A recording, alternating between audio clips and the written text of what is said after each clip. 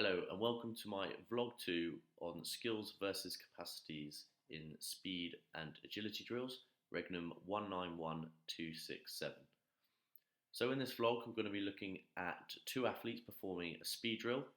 One athlete will have a capacity issue and one athlete will have a skill issue. And then we're going to look at two athletes performing an agility drill, and again looking to see one athlete with a capacity issue and one athlete with a skill issue. After this, we'll then look to see why it's a skill or capacity issue and why it's that way, and why this is not optimal for their performance in these drills. And then we're going to look to see how we can improve on these for better performance and get the athlete to improve going forward. So here we see our first athlete performing a sprint drill.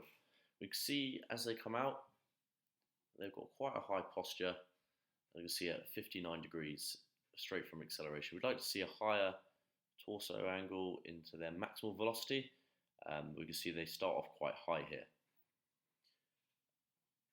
We see that they have quite a low hip flexion. They haven't got that knee particularly high, and as they stride forward they're doing a heel contact to the floor, indicating a longer ground contact time, which is not optimal for sprinting mechanics. I believe this is down to a skill issue rather than a capacity issue, and the athlete needs to work on their skills in sprinting mechanics and getting better at the skill itself. So with this skill issue being a lack of familiarity with the skill, I'm first of all look to get the athlete to stay on their toes using a simple scissor drill. From this then, I've progressed our athlete to do some knee drives up against a wall and look to get that high hip flexion while staying on the toes. As we make this drill more complicated, this athlete wants to hunch over more and not get their knees as high. As we progress further, we can already see the lack of coordination that this athlete has, which is something we need to work on. So from the wall then, we're progressing it onto the track and getting our athlete into that A skip, reinforcing that high hip flexion and on the toes, so that our athlete can get better sprinting mechanics to move forward with. We then look to try and get them into a version of the B skip that they are struggling with, as we can see from here. So by trying to reinforce these skills, I let the athlete have a go at using them in higher velocity. We already see that they are getting a much higher knee and therefore greater hip extension forces as they strive to drive forward. We can see though, however, that the athlete is not pointing those toes up, and as they come forward they're still landing on a flat foot rather than onto those toes. So here we can see our second athlete performing a sprint drill, and we get a nice position through the acceleration. As we can see, a nice torso angle, a nice high knee drive, opposite arm with opposite leg as they're looking to drive forward.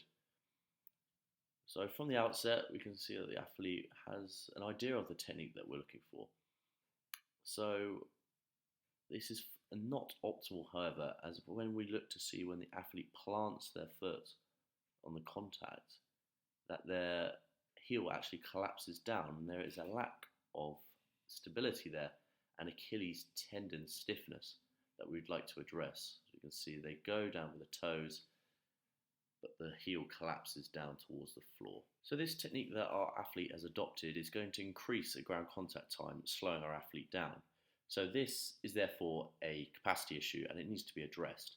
So we've looked from our first drill here to get the athlete to stay high on those toes with a knee drive. So utilising an A skip here, I'm trying to get the athlete to keep that plantar flexion and not let the heel fall down towards the track. So this still seems to be a problem for our athlete to hold. So we'd like to try and strengthen our plantar flexing muscles through the gastrocnemius and the soleus.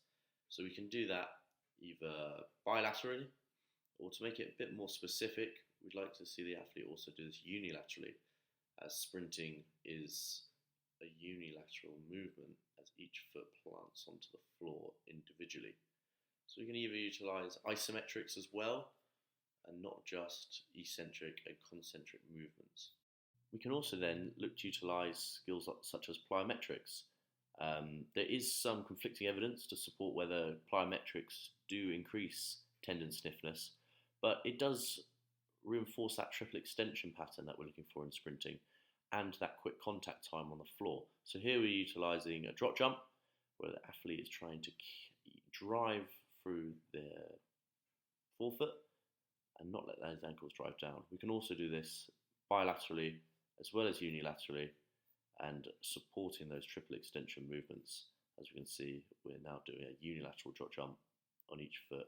Try and jump high, keep that ground contact time to a minimal, which would hopefully then see a nice crossover into our sprinting mechanics and increase that plantar flexing muscles such as the gastrocnemius and the soleus altogether. So in a 4 to 6 week period, we'd like to see our athlete increase their stability in the ankle and the tendon stiffness. So next we move on to agility, and we can look at our first athlete here who is performing a change of direction drill. So from viewing this athlete's change of direction, we can see that they're extremely lent forward. The weight seems to be evenly distributed between both feet. They're not in that desirable lateral lunge position for the eccentric force absorption to drive off fast, which isn't helped by the athlete braking very early. So from initial observation then, I believe this is down to a skill issue, and the athlete just doesn't have the skill or the motor pattern to change direction efficiently. So here we see our athlete trying to load that posterior chain and put their weight through a single leg at a time. And we can progress this drill as we move on. So we want our athlete to learn to absorb force through the eccentric portion, which will store up the elastic energy so our athlete can use this for the concentric portion and drive out of the change of direction. So as we can see, we're trying to progress this drill now, try and get the athlete to get low so that they can apply more force and come out of the turn nice and fast. So we can see him here doing a lateral shuffle, trying to get him to absorb and apply force in that lateral sense, which is something that the athlete may not be used to. As we can see, they aren't used to this sort of motor pattern. Now we can load the leg in a unilateral fashion and also get our athlete to hold this position to get an isometric contraction of the muscle. So after we do these drills, trying to get them harder for our athlete, we can then take it into a more realistic scenario, such as getting our athlete to start in that low position in the lunges that we worked on at the start, and then drive out the hole, trying to get that high knee drive as well, so add a different aspect to this. You can already see our athletes getting lower, able to apply more force in that direction. So next we see our final athlete performing their agility drill. We can see as they approach the line, coming out and they're turning and driving away. It would appear that our athlete doesn't look comfortable sitting back on those hips as he goes into the eccentric portion, and he doesn't look comfortable in that lateral lunge position to drive off. Therefore, this isn't the most optimal position for our athlete to be in. Ideally, we want to see our athlete sitting back in that position so that they can drive off more efficiently. Based on this, we can see that they could possibly have a capacity issue that we'd like to have a look at. So our athlete doesn't seem to have the ability or doesn't want to sit back into that lateral lunge position as they drive backwards. So we can look to see at their hip flexion position, if we were going to look at that hip mobility, and we can see that it's not great looking at athlete from the side here as they look to form a mobility drill.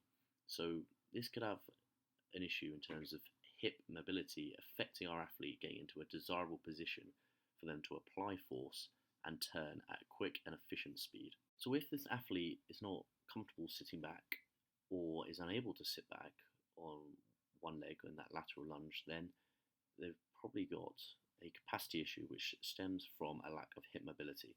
So here we can see our athlete going through several hip mobility drills, beginning with static stretching as well. We can see some dynamic stretching occurring too to help loosen in those muscles that originate into that hip, such as the adductors, the rectus femoris, the iliopsoas.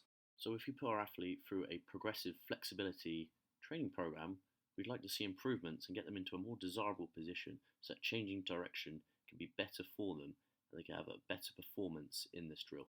Thank you for taking the time to listen to my vlog. Here are the references that I've used throughout.